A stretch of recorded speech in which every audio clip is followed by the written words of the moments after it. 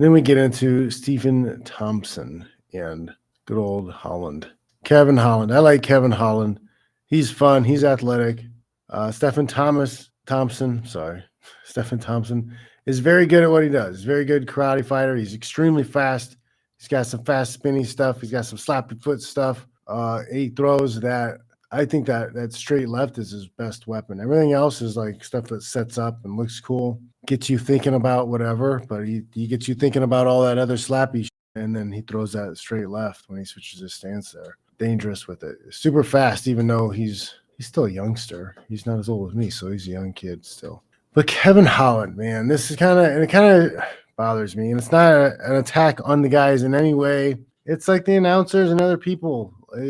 Kevin Holland is kind of untrained stand-up guy. His stand-up is not good.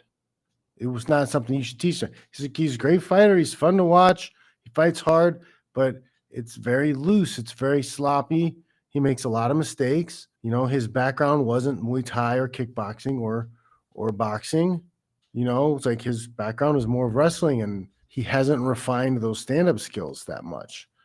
So it bothers me to hear announcers and people talking about, oh my God, Stephen Thompson is so amazing. If he was so amazing, he would have put that guy away. He would have put him away way earlier.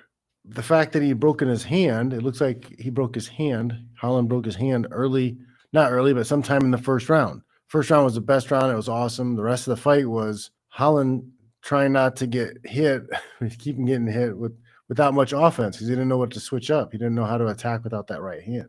Sure, it could have been a lot of roads that he could have taken. I think if you hurt your hand like that and you don't want to, or you can't grapple, you can't force grappling, you can't get into that mess. You got leg kicks. You got a lot of leg kicks. You got a lot of kicking you could do, and you kind of have to just go for broke. Had that first round, great first round, but then he kept getting outpointed, and you're not gonna, what are you gonna do with just defense? That was the other big thing I think Holland was making mistakes with is he's absorbing way too many strikes. It moves his head a little bit, moves around, blocks stuff. Why block 10 kicks when you could just smother the guy as he's throwing the kick and there's no impact, there's no damage done? Why allow yourself to keep getting kicked? Because you're still getting, even though you're blocking, you're still getting kicks. Because I don't know if he broke his hand from blocking something or he broke his hand from punching somebody. I haven't heard that yet.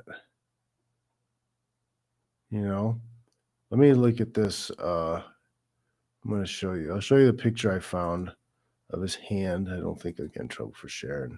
This is up on Twitter.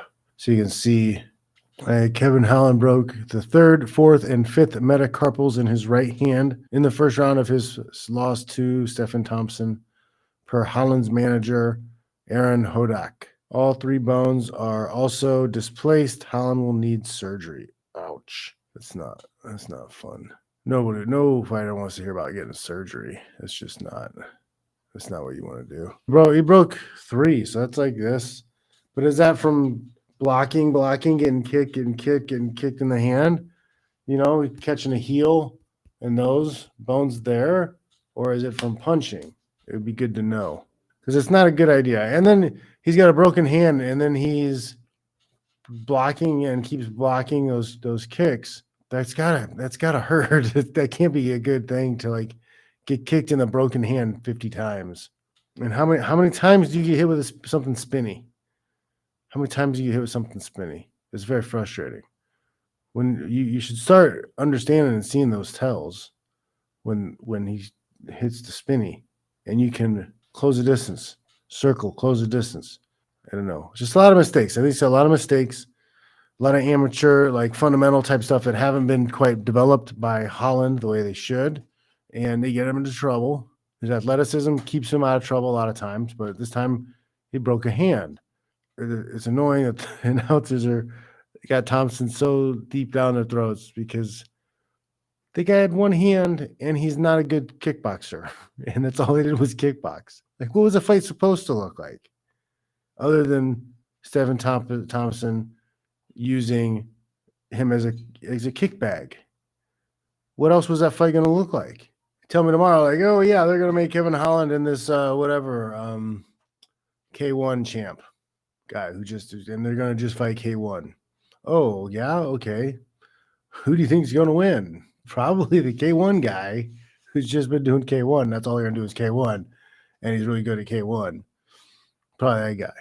So I just don't understand I don't understand. I don't know. I mean, it's different. If he's like, oh yeah, well, I'm gonna beat him the easiest way possible, and get close and put him in the fence and beat him up the fence and take him down. But Thompson's able to finish or able to fight that off and stop that every time. Then yeah, okay, awesome. It's awesome. Like he beat him at MMA, not kickboxing, and barely. Floodland says that his coach said broken from punch in the first round. Probably that one right hand that really hurt Thompson. Yep, that's probably the one. But I'm just saying, but what do I know? I know nothing. I have a whole show about how much I don't know. Yep, that's why we do it, guys.